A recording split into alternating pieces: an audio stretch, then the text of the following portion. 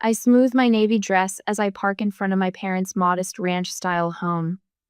The red brick facade and neatly trimmed hedges look exactly the same as they did when I was growing up. Some things never change in Boise. Some things do. My mother, Linda, opens the door before I reach the porch. Her arms stretch wide, her smile too bright. "Melissa, you look lovely." She pulls me into an embrace that feels suspiciously genuine, her floral perfume enveloping me. It's been too long. 5 years of minimal contact, then suddenly a dinner invitation because they miss me. My skin prickles with warning. "Hi, Mom." I return the hug, holding myself slightly back. Dad appears in the entryway, his silver hair freshly trimmed. There she is. His eyes drift immediately to Chase and Brooke standing in the living room. A nervous glance. A silent exchange. I notice. The dining room hasn't changed: cream walls, oak furniture, and family photos covering every surface. I stop at the mahogany credenza, touching the silver frame holding our Grand Canyon vacation photo.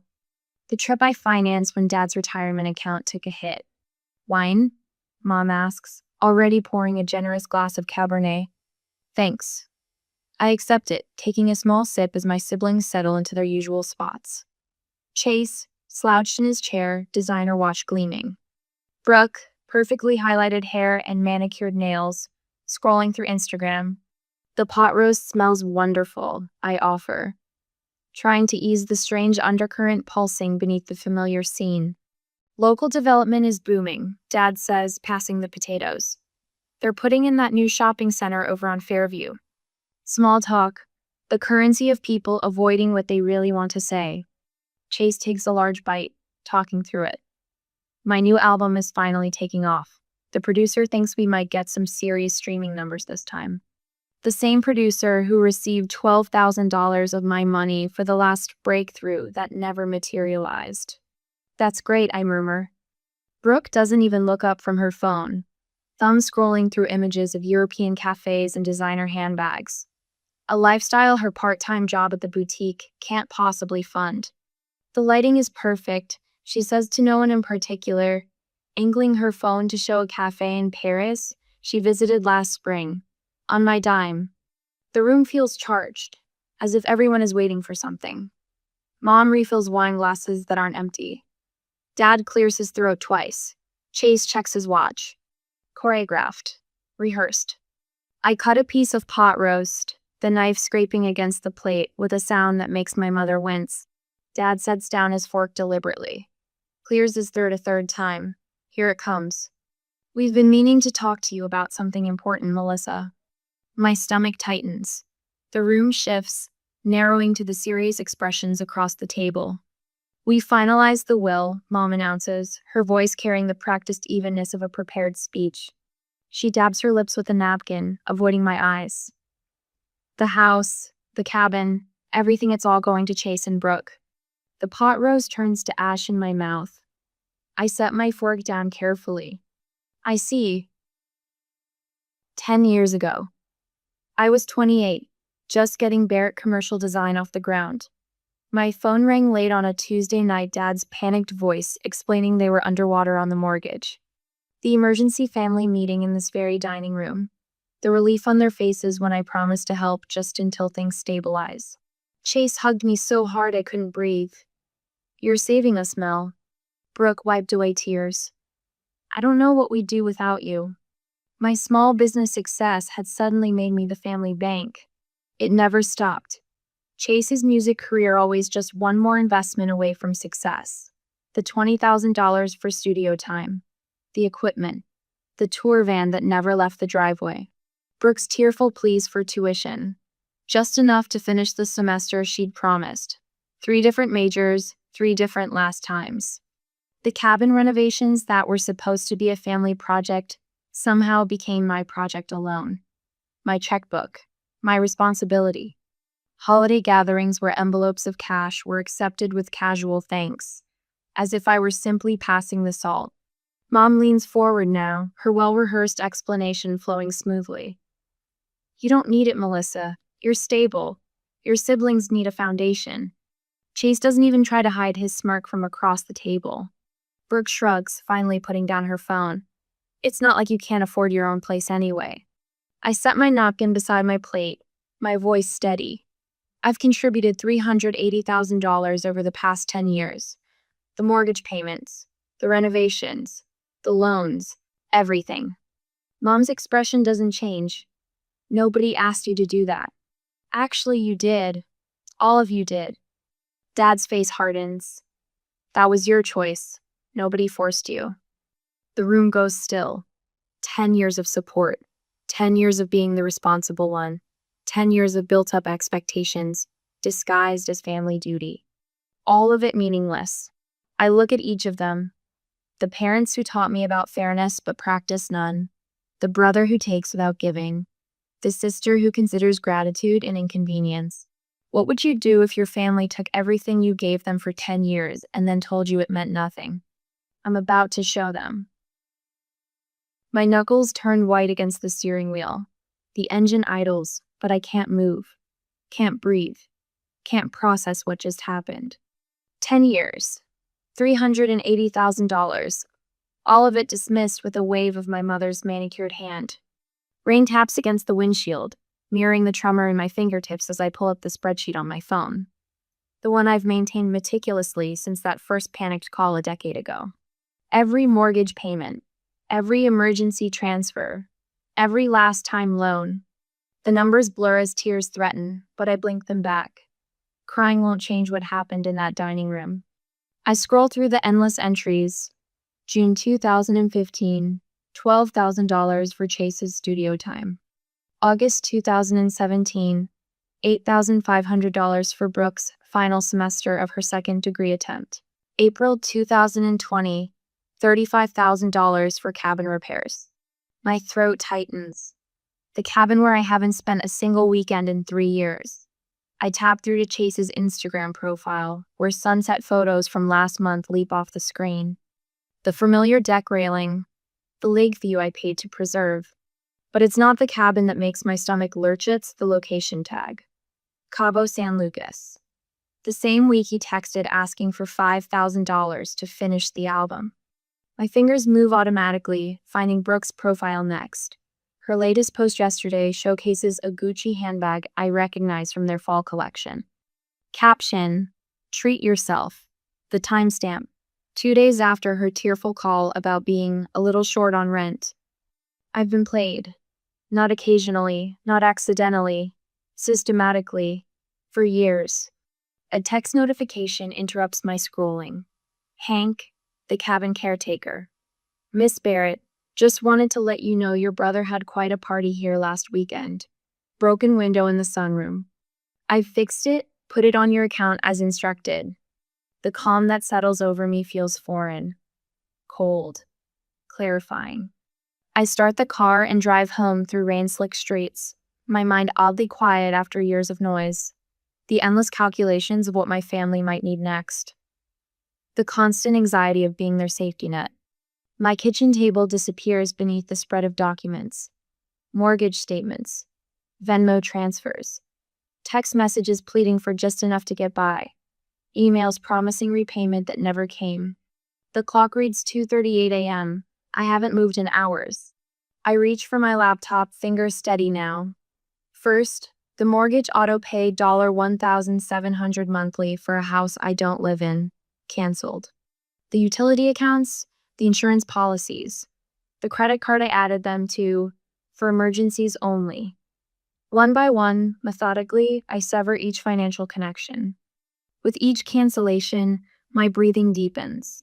The tightness in my chest, a constant companion for years, begins to loosen. I draft the email 3 times before I'm satisfied. No accusations, no emotion, just facts and figures. Effective immediately, I am discontinuing financial support. Attached is a comprehensive accounting of the $380,000 provided over the past decade. I've given 6 months' notice to the mortgage company. You'll need to make other arrangements by then. I press send before I can second-guess myself. The family photo album sits at the edge of the table. I reach for it, then stop. Not tonight. Tonight is for reclaiming what's mine. I've been warning you for years. Catherine's voice through the phone carries no judgment, only vindication. You know I love you, but they've been treating you like an ATM, not a daughter. I pour another cup of coffee, watching the sun rise from my balcony. I know, I just couldn't see it until they made it impossible not to. What did Marcus say? She asks. That it's about time.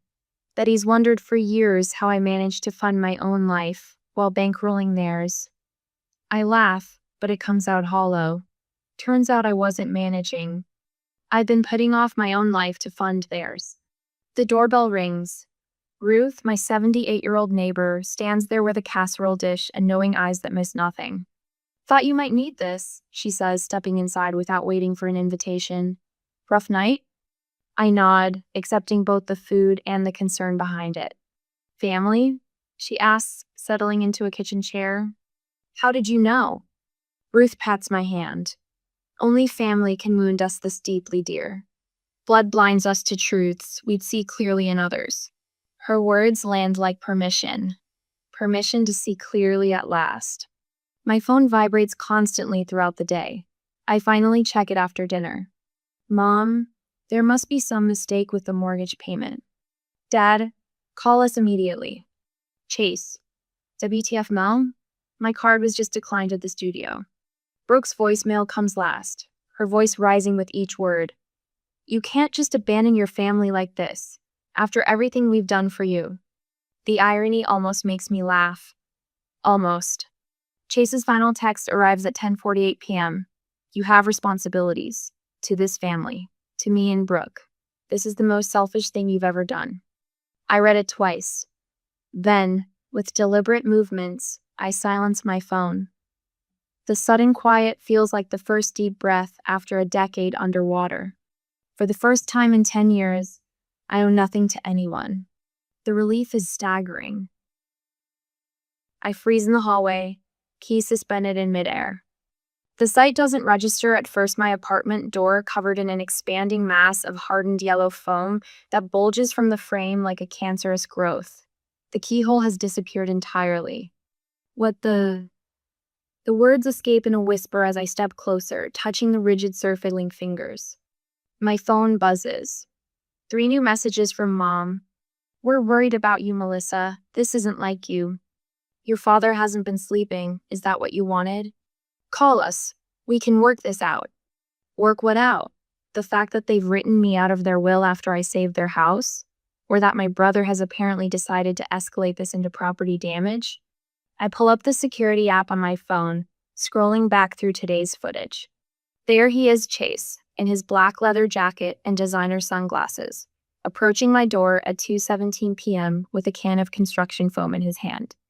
The camera captures his smirk as he aims the nozzle at my lock and presses, watching with satisfaction as the yellow substance expands and hardens. My phone buzzes again. Chase, this time. Hey sis, heard you're having door trouble. Maybe you should have thought about that before cutting us off. The hallway starts to spin.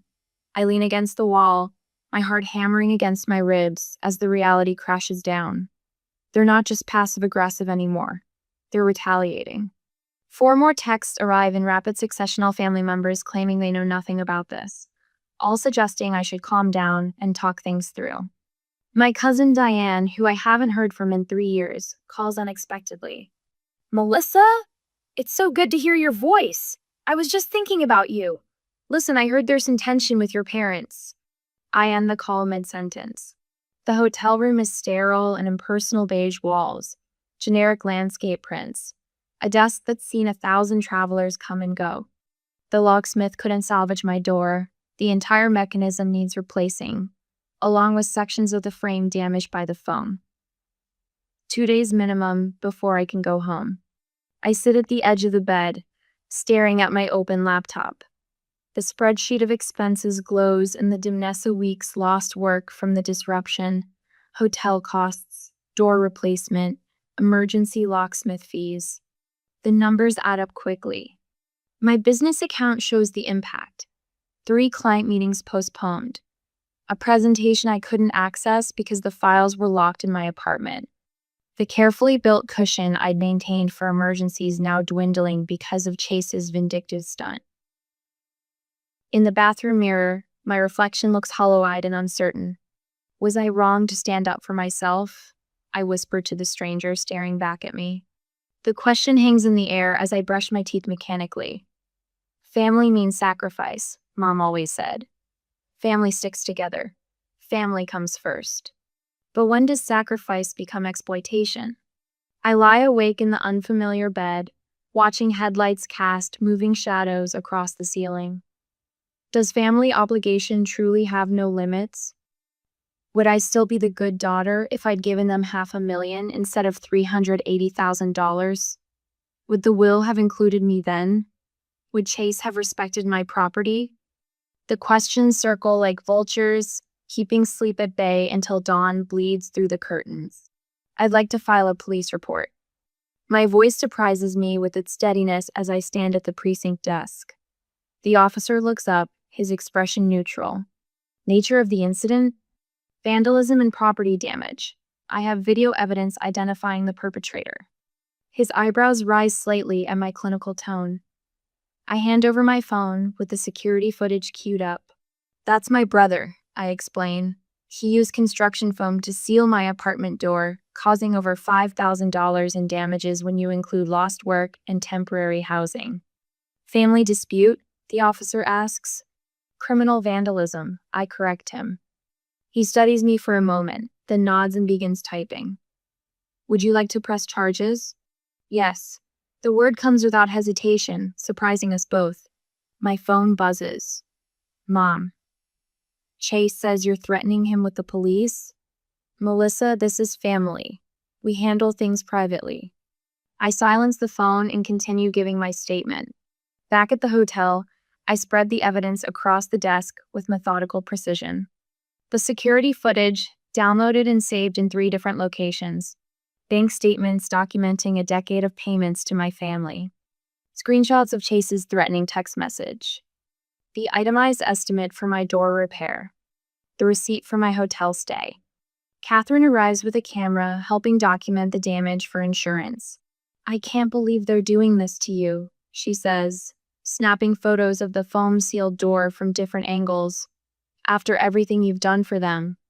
I reply, surprised at the clarity in my voice. I just can't believe I let it go on so long. Marcus calls from the office. Take all the time you need. I've rescheduled the Westlake presentation for next week. I don't deserve you, I tell him. No, you deserve better than what your family's giving you. He corrects me.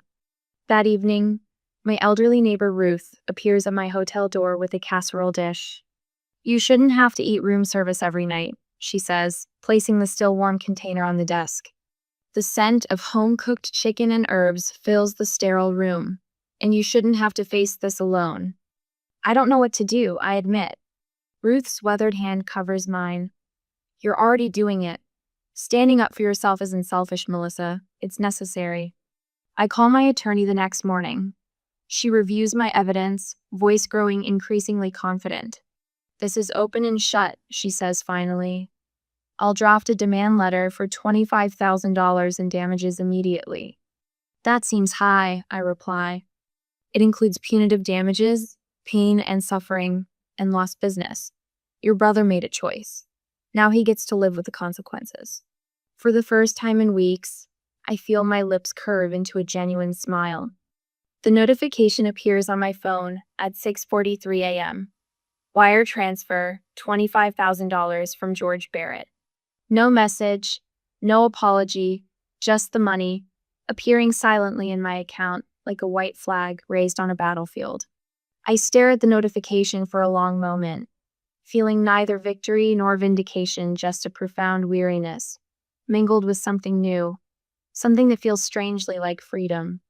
I open my banking app and initiate another transfer. $5,000 to the Family Reconciliation Center of Seattle. In the memo line, I type, donation in honor of George and Linda Barrett. That night, in my newly repaired apartment with its fresh paint and reinforced door, I sleep deeply for the first time in weeks. No messages interrupt my dreams.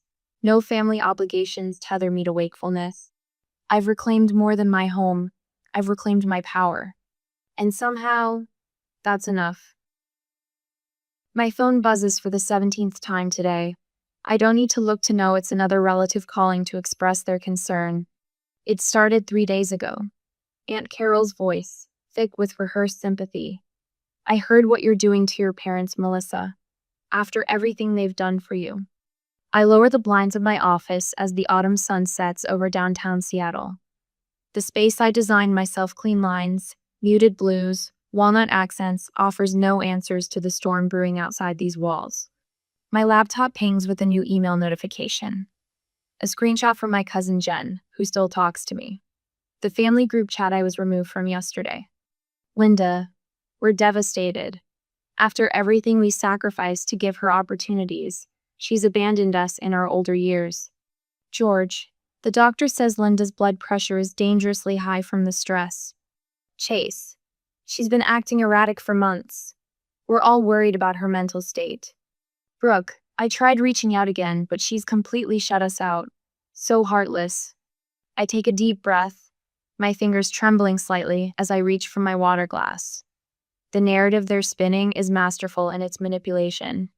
In their version, I'm the ungrateful daughter who achieved success and discarded the family who supported her. My phone buzzes again. My neighbor Ruth this time, her voice tense. Linda called me crying about how you've abandoned them, said they're struggling to make ends meet. She pauses. Didn't you just pay off their mortgage last year? Yes. The single word feels heavy in my mouth. That's what I thought. Ruth's tone shifts. Something didn't add up. I open my laptop and stare at the document I've been preparing for 3 days. A simple, factual accounting. No accusations, no emotional language. Just numbers and dates. 10 years of financial support laid bare in black and white. Marcus appears in my doorway, concern etched across his face. You don't have to do this, you know. I do, actually. I straighten my shoulders. The truth deserves as much airtime as the lies. I hit pause before I can reconsider. One statement on my rarely used Facebook page. Family is complicated. Numbers are not. $380,000 over 10 years. That's not abandonment. That's the end of exploitation. Attached. A clean professional spreadsheet detailing every major payment. Mortgage payments. Chase's recording equipment. Brooke's third attempt at college. The cabin renovations. Medical bills. Car payments. Everything. No commentary. Just facts. I close my laptop and drive home in silence, the weight between my shoulder blades finally beginning to lift. The calls start coming by midweek. Different calls this time. I had no idea, my father's cousin Jim says. George told everyone you just decided to cut them off out of nowhere. Catherine sits across from me at my kitchen island, scrolling through her phone. Brooke's lost about 300 followers since yesterday. People are connecting the dots about her Paris trip. She looks up. The one you paid for. I never wanted this, I whisper. You didn't create this, Catherine reminds me. You just stopped hiding it. My neighbor Ruth calls again. Your mother started at the diner today, waiting tables. Information isn't delivered with satisfaction, just as a fact. Your father's working weekends at Anderson's Hardware. I should feel something guilt, perhaps. Instead, I feel a strange, hollow peace. Actions have consequences, even family actions. Another text from Catherine later that evening. Chase just launched a GoFundMe for his breakthrough album. 2 donations so far. I put my phone down and water my houseplants in silence. The letter arrives on a Tuesday, my father's precise handwriting on the envelope. Inside, 3 pages of explanation about misunderstandings and family communication issues. Not once does the word sorry appear. My mother's voicemail follows that evening. We should talk, Melissa. Start fresh. Family is family after all. I'm reviewing design plans when my office door opens. Chase stands there, clutching an ostentatious bouquet and wearing the smile that usually preceded asking for money. Hey, sis. His voice hits the exact note of contrition I'm sure he rehearsed in the car. I've been doing some thinking. I say nothing, waiting. Family's too important for all this unpleasantness. He steps forward, placing the flowers on my desk. We should put this behind us. Which part, specifically? I keep my voice neutral, professional. He shifts uncomfortably. All of it. Water under the bridge. My phone buzzes with a text from Brooke. We really should talk about healing our family. Also, my car needs repairs. Could you help? Just one last time. I look up at Chase, who's examining the modern art piece on my wall, the one I purchased after my first major client paid, instead of handing the money to him for studio time. I think we're done here. I stand, smooth my skirt. Please don't come to my workplace again. His face hardens, the mask slipping. So that's it? 10 years of family and you're just done? No, I say, walking to the door. 10 years of banking. I've closed the account. The door clicks shut behind him, the sound remarkably like freedom. I arrive 15 minutes early to Riverstone Coffee, my hands steady as I park. Catherine sits in her own car 2 spaces over, giving me a reassuring nod before we both step out. The weight of the leather portfolio under my arm grounds me. You're sure about this? Catherine asks, her voice gentle but firm. The same voice that's guided me through the last 3 months of therapy sessions and sleepless nights. I'm sure. The coffee shop bustles with Tuesday morning regulars. I select a corner table with clear sightlines to the door and position my chair facing the entrance. Catherine takes a seat at the adjacent table, close enough for support, but separate enough to send a message. This isn't a family reunion. This is a reckoning. I order a medium Americano with room for cream. Catherine orders tea. We wait. They arrive as a unit, just like they've always operated. My father leads the procession, his silver hair uncombed, his collared shirt wrinkled. Behind him, my mother clutches her purse like a shield. Chase and Brooke trail behind, both looking diminished somehow, Chase's designer watch noticeably absent. Brooke's highlights grown out with dark roots, showing. The contrast between us is stark. While I've shed 20 pounds of stress weight and gained a straightness to my spine, they seem to have collapsed inward, as if my financial support had been the scaffolding holding them upright. Melissa. Dad nods stiffly, eyes flicking to Catherine with poorly disguised annoyance. I gesture to the empty chairs. Please, sit down. They arrange themselves across from me, a tribunal suddenly finding themselves on trial. Mom's eyes are already glistening with tears that haven't yet fallen. We appreciate you agreeing to meet. Dad begins, his voice carrying the practiced cadence of a prepared speech. There have been some misunderstandings that have gotten out of hand. Misunderstandings, I repeat, the word hollow. Mom reaches across the table, stopping short of touching my hand when I don't move toward her. We miss you, sweetheart. The family isn't the same without you. Chase clears his throat, eyes fixed somewhere over my left shoulder. Look, about the phone thing, that was stupid. I was angry and I shouldn't have done that. I'm sorry. His apology hangs in the air, narrow, specific, focused only on the most recent transgression, not the decade of taking. Brooke tucks her hair behind her ear, a gesture she's copied from me since childhood. Can't we just put all this behind us? Start fresh? We're family. Family, I echo, my voice steady as I unzip my portfolio. That's why we're here. I place the first document on the table, a mortgage statement from 2015 with my name as the payer. Then another, the check for Chase's recording equipment. Then Brooke's tuition bill. One by one, I lay down the artifacts of a decade of one-sided giving cabin renovation invoices, property tax statements, loan agreements never honored. $380,000, I say quietly. That's what family cost me. Dad's face hardens. If this is about money, it's not about money, it's about truth. I place the security camera screenshot showing Chase with the construction foam in front of him. It's about actions having consequences. The silence that follows is absolute. A nearby barista drops a spoon, the clatter making my mother jump.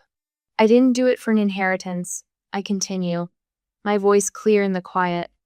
I did it because I thought we were family. I thought family meant mutual support, reciprocity, gratitude. I meet each of their eyes. I was wrong. Melissa, please. Mom begins. I hold up my hand. I'm not here to argue. I'm here to establish boundaries. I place a business card for Dr. Levinson, the family therapist, on the table. If you ever want a relationship with me again, there are conditions. Chase's smirk slips as I continue. Complete honesty, full accountability for the past, family therapy not negotiable, financial independence for all of you. No more loans, no more bailouts. Brooke's eyes widen. You can't just. I can. I am. I close my portfolio with a soft finality. The choice is yours now. Dad's authority seems to dissolve before my eyes, his shoulders slumping as his scripted speech fails him. Mom's tears fall freely.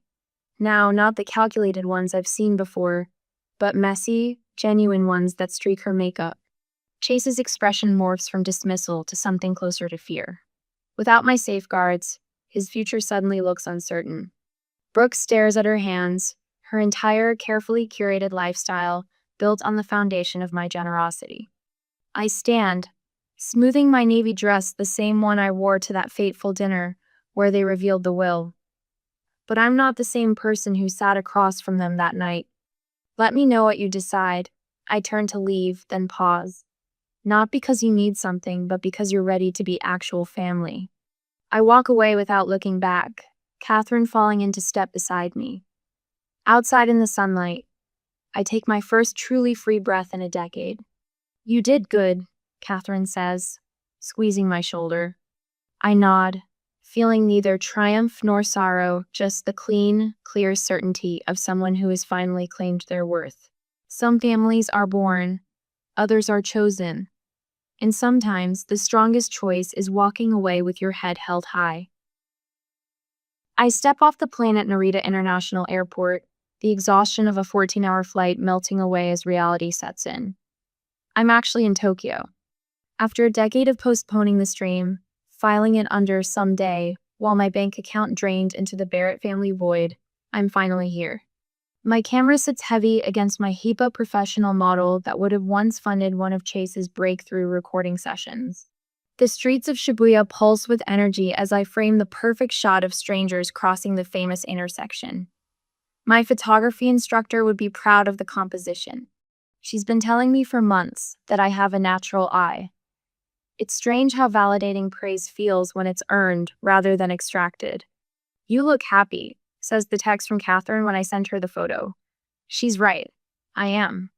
1 year since I walked away from that dinner table. 365 days of rebuilding a life that's actually mine. My business has expanded into educational spacey university library last month, a progressive elementary school breaking ground next week. The irony isn't lost on me that I'm designing spaces for knowledge while finally becoming educated about my own worth.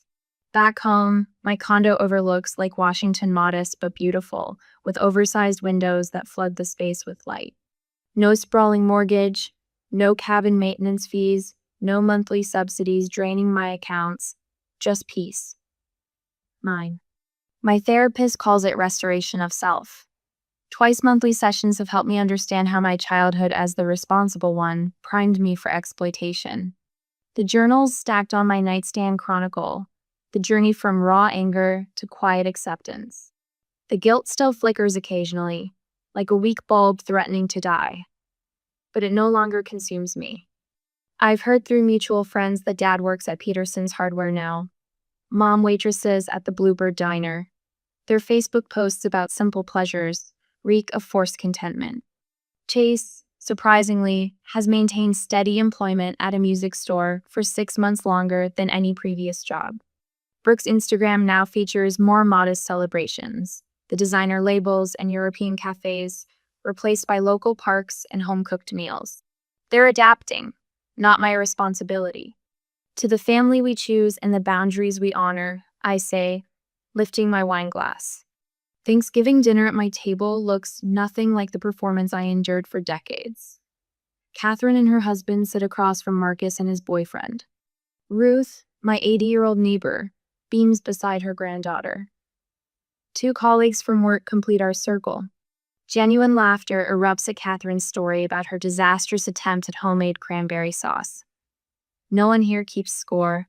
No one monitors who contributes what. No one's love comes with conditions. My phone buzzes with a text from Mom. We miss you at Thanksgiving. The door is always open. I don't respond. Some doors need to stay closed.